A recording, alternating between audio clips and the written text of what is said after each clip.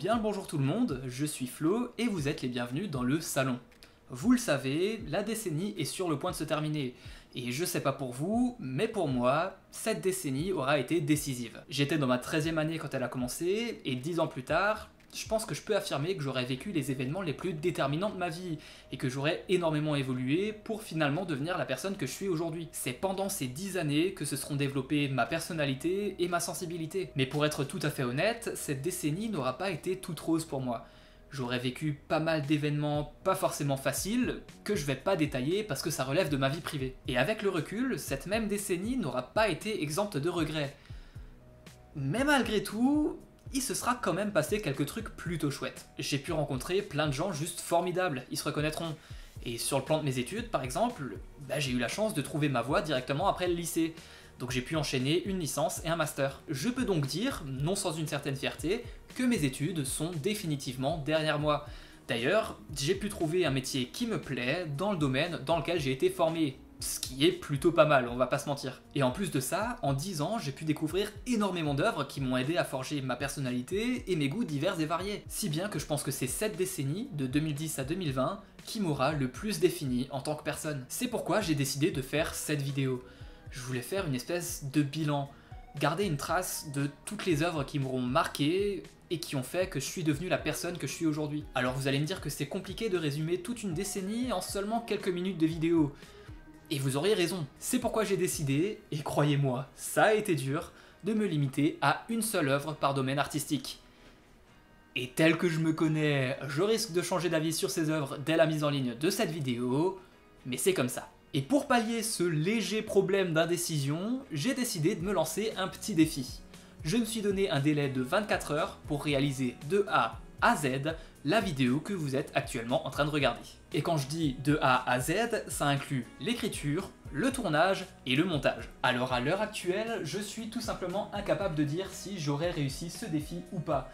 Mais je compte sur le mois du futur pour vous laisser une petite indication dans la description. En m'imposant un tel délai, je me suis dit que j'aurais tout simplement pas le temps d'hésiter sur les œuvres dont je vais vous parler, et que je devrais m'en tenir à ma première intuition. Et comme on dit, la première intuition est souvent la bonne. J'ai donc décidé de vous parler d'un livre, d'un comic book, d'un album musical, d'un film et d'un jeu vidéo, tous sortis entre le 1er janvier 2010 et aujourd'hui. Vous trouverez dans la description des timecodes qui vous renverront vers chacune des parties de la vidéo au cas où vous n'auriez pas envie de la regarder dans son intégralité. Vous trouverez aussi des liens qui vous permettront de vous procurer chacune des œuvres que je vais mentionner au cas où vous auriez besoin de faire des petits cadeaux de Noël de dernière minute.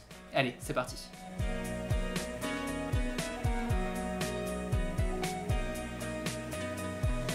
En ce qui concerne les livres, je dois être tout à fait honnête et vous avouer que j'en ai lu peu. Enfin, j'en ai lu peu de mon plein gré. J'ai dû en lire quelques-uns dans le cadre de mes études, et même si dans certains cas ça relevait plus de la corvée, dans d'autres j'ai vraiment pris du plaisir à parcourir les pages de ces livres. Je pense notamment à Macbeth de Shakespeare ou à La ferme des animaux de George Orwell que j'ai découvert pendant mes années d'études à la fac. Mais sinon, en dehors de mes lectures imposées, j'ai ouvert assez peu de livres pour mon plaisir personnel. Malgré tout, j'ai quand même découvert certains bouquins qui m'ont réellement plu et qui valent le coup d'être mentionnés. Je pense notamment à Console Wars de Blake J. Harris, sorti en 2014, et Hey Listen de Steve McNeil, sorti cette année, qui parlent tous deux de l'histoire du jeu vidéo. Ou encore à Sympathy for the Traitor, A Translation Manifesto, paru en 2018, qui est un essai sur la traduction. Mais de toutes les lectures que j'ai pu faire au fil de ces 10 dernières années, aucune ne m'a autant marqué que Super Gods de Grant Morrison, dont la première édition est parue le 19 juillet 2011 et qui a été publiée en France dans sa version traduite le 15 septembre 2017. Le nom de Grant Morrison ne vous est peut-être pas inconnu, étant donné qu'il est considéré comme l'un des scénaristes de comics les plus influents. On lui doit des histoires comme All Star Superman, Batman Arkham Asylum, et c'est à lui qu'on doit la résurrection de la Doom Patrol, entre autres. Et donc, qui de mieux qu'un acteur majeur du monde des comics pour raconter, justement, l'histoire des comics ? Si vous avez répondu personne, eh ben vous avez raison. Grant Morrison raconte avec brio l'histoire des comics, de la naissance de Superman en 1938 à notre époque, tout en insérant par-ci par-là des fragments de sa propre histoire personnelle et en emballant le tout dans une réflexion sur l'influence des comics sur ses lecteurs. C'est très bien écrit, c'est super intéressant et ça vous donnera des tas et des tas d'idées si vous ne savez pas quel comics lire. D'ailleurs, en parlant de comics,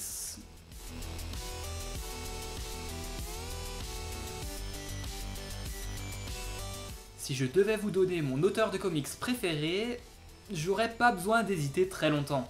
Il s'agit de Brian Lee O'Malley, connu principalement pour avoir créé Scott Pilgrim, qui a brillamment été adapté au cinéma par Edgar Wright avec Michael Cera dans le rôle titre. Mais Scott Pilgrim étant sorti avant 2010, je ne pouvais tout simplement pas vous en parler dans cette vidéo. A la place, j'ai donc décidé de vous parler de Seconds, du même auteur, paru le 15 juillet 2014. Seconds raconte l'histoire de Katie, une jeune chef cuistot à la tête de son restaurant. Sauf qu'un beau jour, certaines choses commencent à partir en couille. Katie découvre alors des champignons, un petit carnet et une note sur laquelle il est inscrit « Écris ton erreur, mange un champignon, va dormir, repars à zéro ».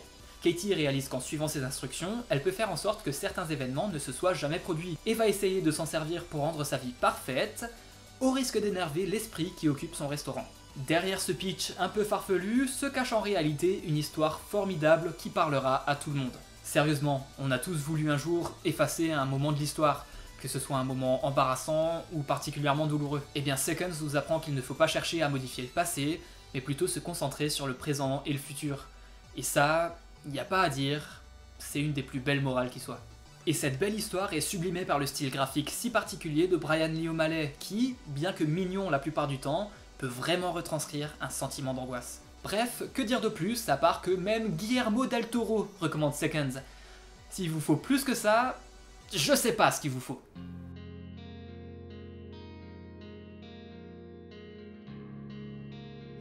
Musicalement, cette décennie aura été très importante pour moi. Je suis passé par différentes conceptions de la musique. Et je l'avoue, non sans une certaine honte, j'ai même eu ma période, le métal est la seule musique qui vaille le coup d'être écoutée. Ouais, je me pointais au lycée avec des t-shirts Metallica et tout. C'était une période assez sombre de ma vie. Je me souviens qu'à l'époque, j'avais même essayé de me mettre à la guitare électrique. J'avais tenu 3 mois. Mais heureusement, j'ai gagné en maturité, et avec ça, mes goûts musicaux ont évolué. Au point qu'aujourd'hui, j'ai du mal à dire si j'ai un genre musical préféré. D'ailleurs, j'ai découvert bon nombre de mes artistes préférés ces 10 dernières années. Il y a par exemple 65 Days of Static avec leur post-rock teinté de sonorités électro, The Palmer Squares avec leur look de stoner un peu paumé, Carpenter Brut et sa synthwave survitaminée, Zeal and Ardor et leur black metal mêlé à du blues, ou encore Alceste. Kodama, sorti le 30 septembre 2016, est le 5e album studio d'Alceste, un groupe français qui oscille entre le black metal, le shoegaze et le post-rock. Pour cet album, les gars d'Alceste se sont inspirés de divers éléments tirés de la culture japonaise, et notamment du travail d'Hayao Miyazaki. D'ailleurs, un Kodama est une créature issue du folklore japonais qui peuplerait les forêts. Et cet album a une teinte particulière. Même s'il est super reposant et agréable à écouter, il est teinté d'une espèce de mélancolie qui le rend particulièrement efficace quand on n'est pas trop dans son assiette. Il y a des jours comme ça où je me suis levé du mauvais pied, et où je passe mon temps à écouter cet album en boucle. Parce qu'il me fait du bien. C'est assez dur à définir comme sensation, mais j'ai l'impression qu'il éveille quelque chose en moi. Il a un effet cathartique qui m'aide à me purger de la négativité enfouie au plus profond de moi-même. Toute la musique d'Alceste me fait ça, mais cet album en particulier est terriblement efficace.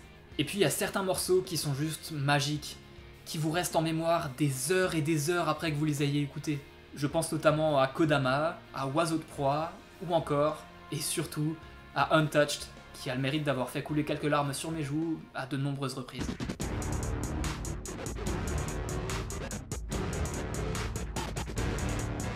Même si certains de mes films préférés ne sont pas sortis pendant cette décennie, c'est par exemple le cas de mon film préféré de tous les temps de la mort qui tue qui déchire sa maman, La folle journée de Ferris Bueller, j'aurais tout de même découvert la majorité d'entre eux pendant cette période. Ces 10 dernières années ont donc été décisives dans le développement de ma culture cinématographique, et si je ne devais retenir qu'un seul film sorti entre 2010 et aujourd'hui, ce serait Spider-Man Into the Spider-Verse de Peter Ramsey, Bob Persichetti et Rodney Rothman, sorti en France le 12 décembre 2018. À mes yeux, ce film a tout du film de super-héros parfait. Des personnages attachants auxquels on peut facilement s'identifier, une origin story intéressante, un combat final absolument jouissif, des méchants charismatiques, bref, c'est une merveille. Et c'est sans parler de la direction artistique tout simplement unique qui rend parfaitement hommage aux comics tout en ayant son identité visuelle qui lui est propre. Et la bande originale, quant à elle, est vraiment originale. Elle s'éloigne vraiment de tout ce qu'on a pu entendre dans les autres BO de films de super-héros.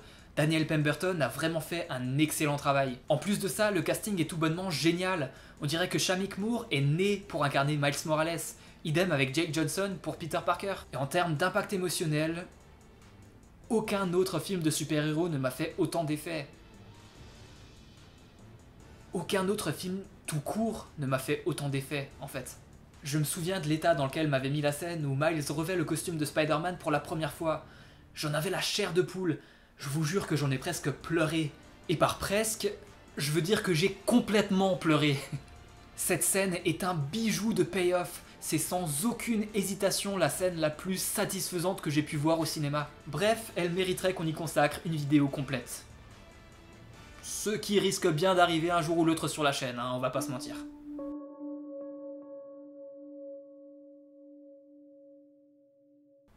Les 10 dernières années auront été riches en jeux tous plus incroyables les uns que les autres.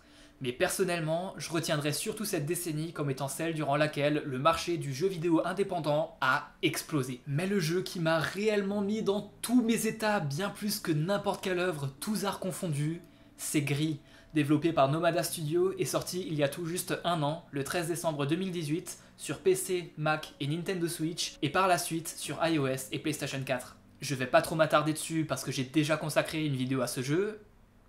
Non, à cette pépite. Mais je ne pouvais pas ne pas revenir dessus dans mon bilan de la décennie. Gris n'est pas un jeu vidéo. C'est un chef-d'œuvre.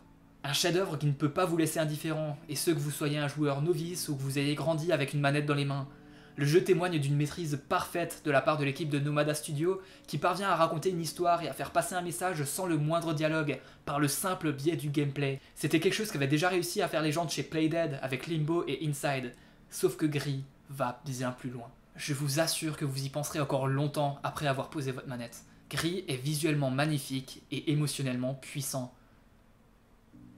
C'est un voyage dont on aimerait ne jamais rentrer. Voilà donc les œuvres qui m'auront particulièrement marqué pendant ces 10 dernières années. Alors, évidemment, c'est loin d'être les seuls. Comme je le disais plus tôt, c'est pendant cette décennie que j'ai forgé ma culture. J'ai donc découvert un nombre incalculable d'œuvres formidables.